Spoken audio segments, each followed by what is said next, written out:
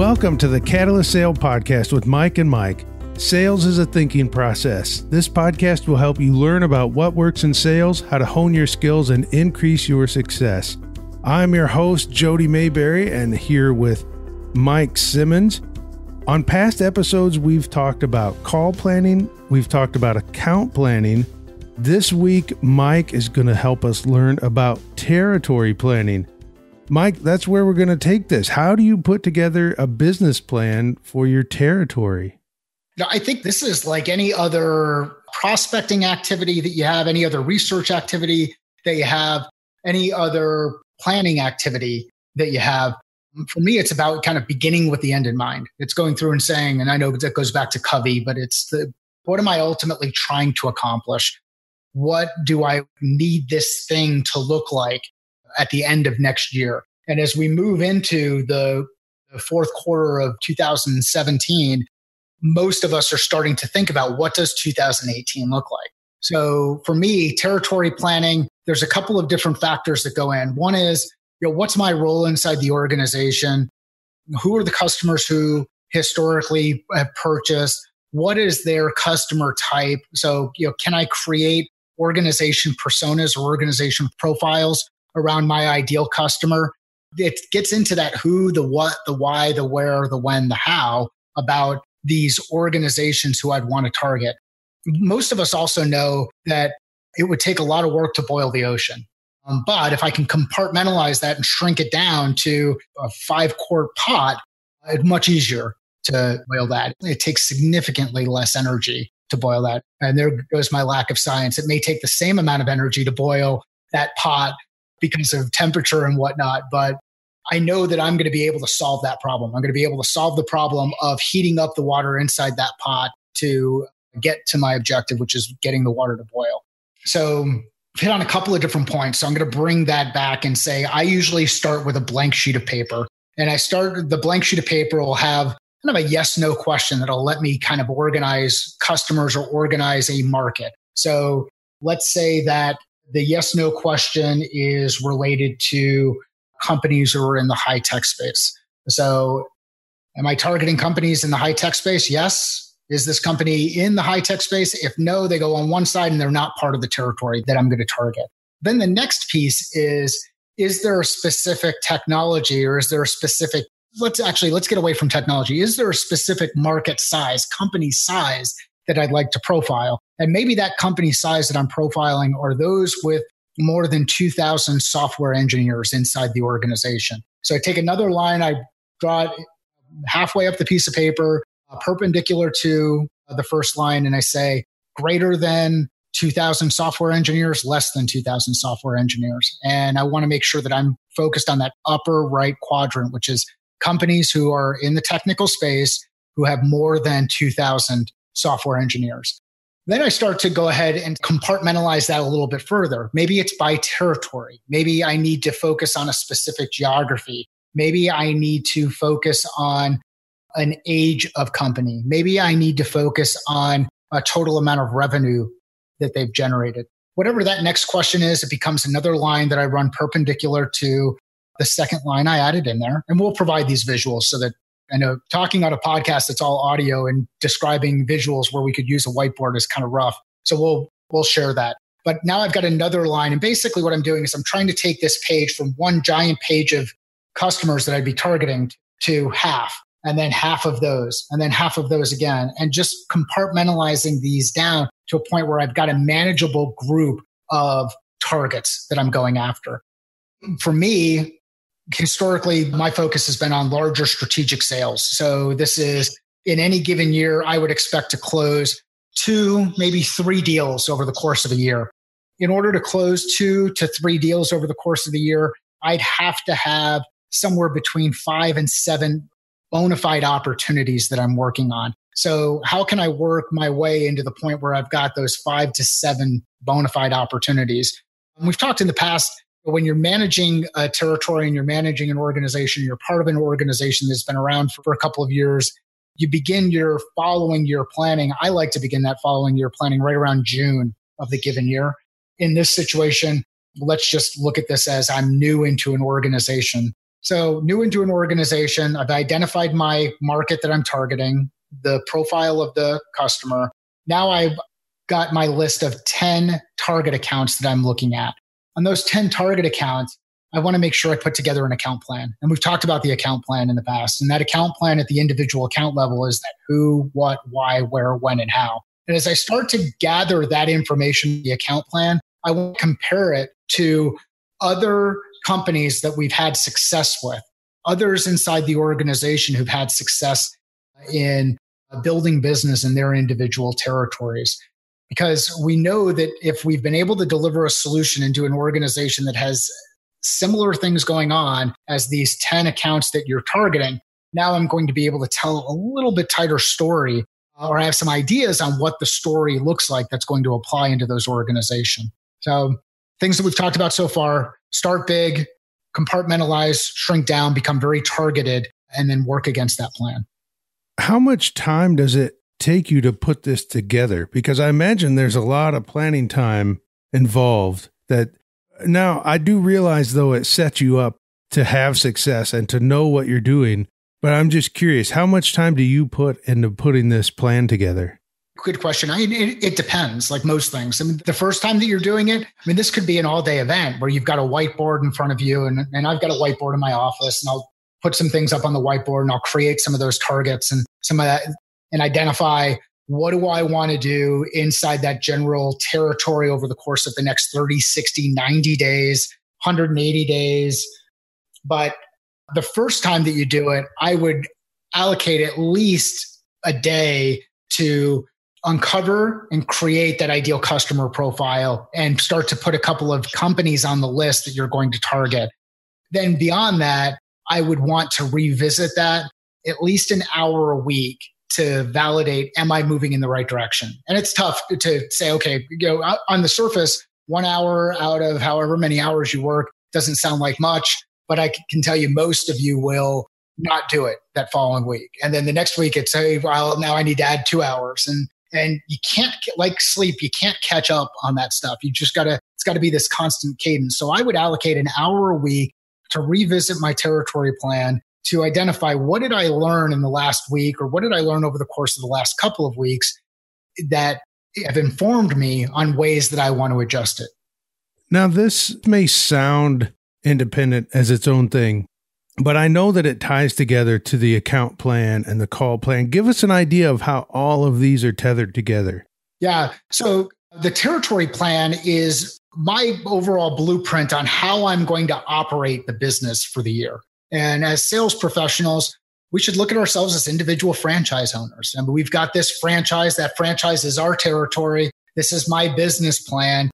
These are the guideposts that I'm going to, or the spectrum that I'm going to try to work within as I go about executing my business.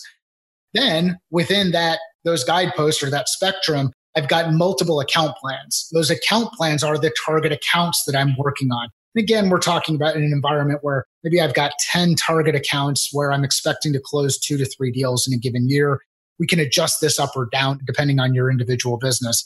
And then within the account plans, those flashlights, this is kind of that leadership vision thing that we've talked about too before. Now I've got the individual laser pointers, which are the call plan. And as I go through each of those call plans, when I compile all of my call plans together, build them into my account plan, I can tell a story about each of those clients. And then across all of the clients, I should be able to tell a story about how I'm operating my business. I should be able to provide an executive summary about what I do and where I do it and where it works and how it works and how I'm performing. And then if you want to go even a step further, you start to talk about what are the individual KPIs that I should be measuring myself against within that territory. You've got individual account KPIs. You've got a territory set of KPIs, and then you've got your overall organization or business KPIs.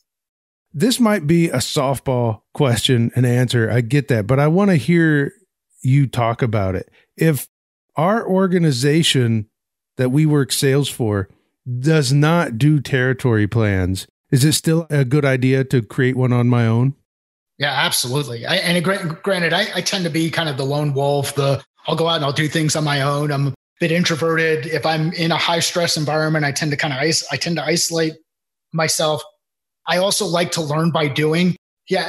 If you're inside an organization and territory planning is not something that is reinforced or even supported, I think you may want to take some time and figure out if it works for you and at least try it and start to say, okay, well, what is my business going to look like in 6 months, 12 months, 18 months, 24 months? Work backwards. How am I going to get there? So if this is what the business is going to look like at that point in time, and from a sales perspective, I'm generating X amount of revenue.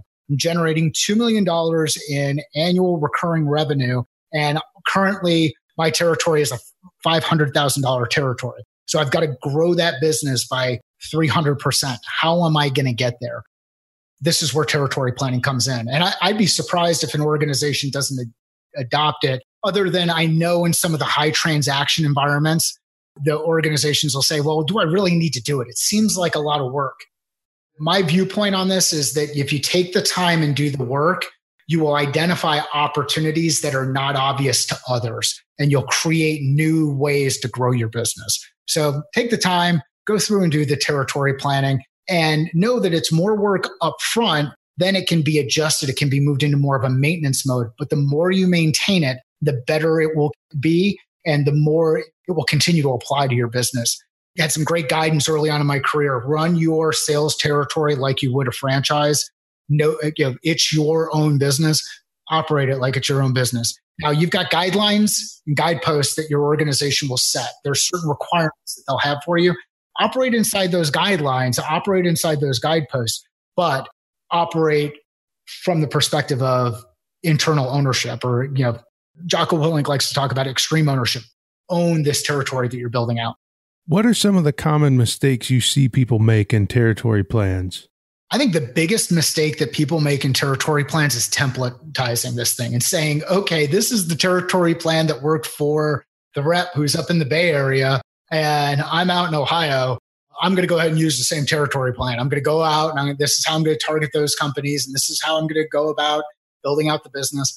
This is very personal.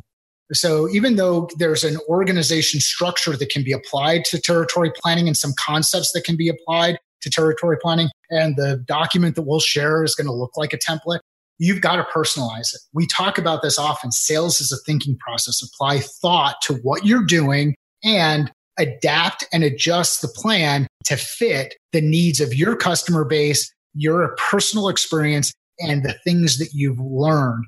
I think the other thing that people tend to make a mistake on is they do it once and then they don't do it again until someone says, hey, it's we're getting ready to kick off the year. Everybody list out your top 10 accounts and what you're planning on doing with them, and you deliver your business plan for the year. That's the time where you go through and you add in your bullet points to the slide deck and you go through the same motions that everybody else on the team is going through.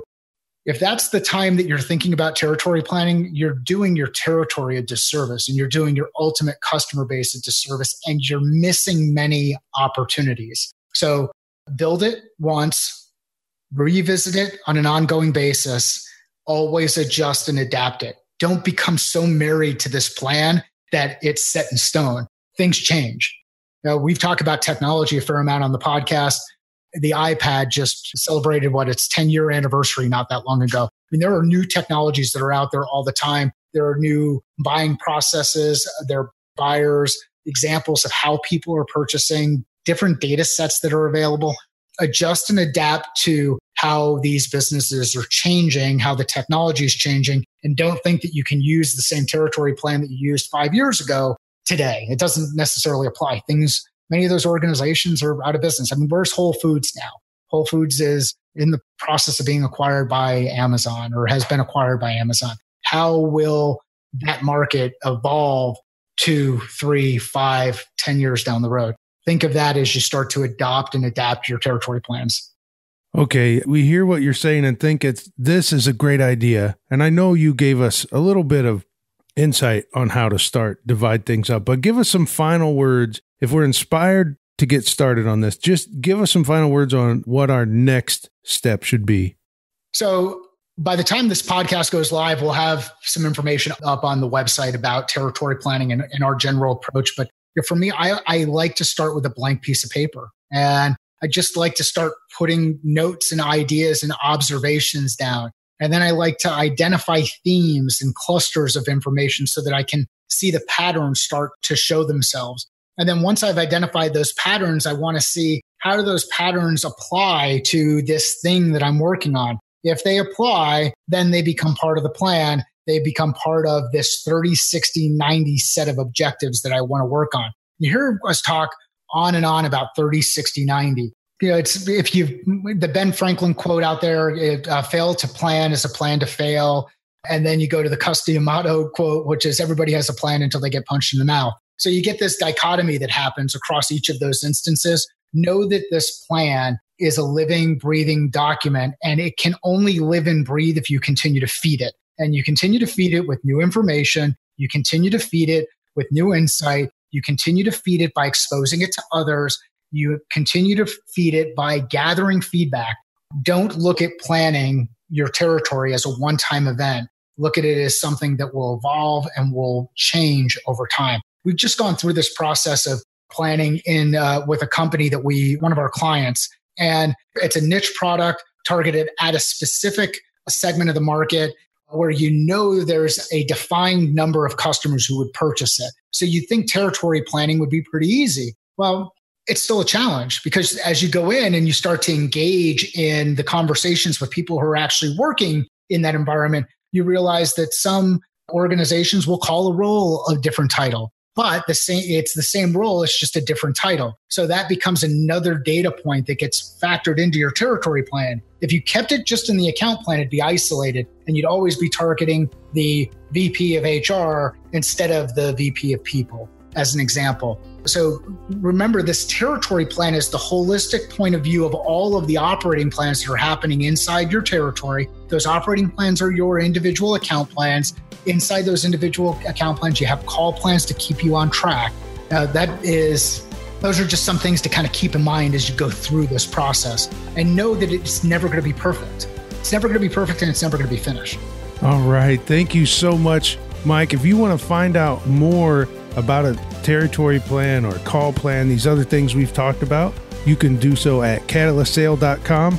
Also, you will find all of the past episodes of the show there. So again, thank you, Mike, for teaching us about territory planning, and thank you for listening to the Catalyst Sale Podcast.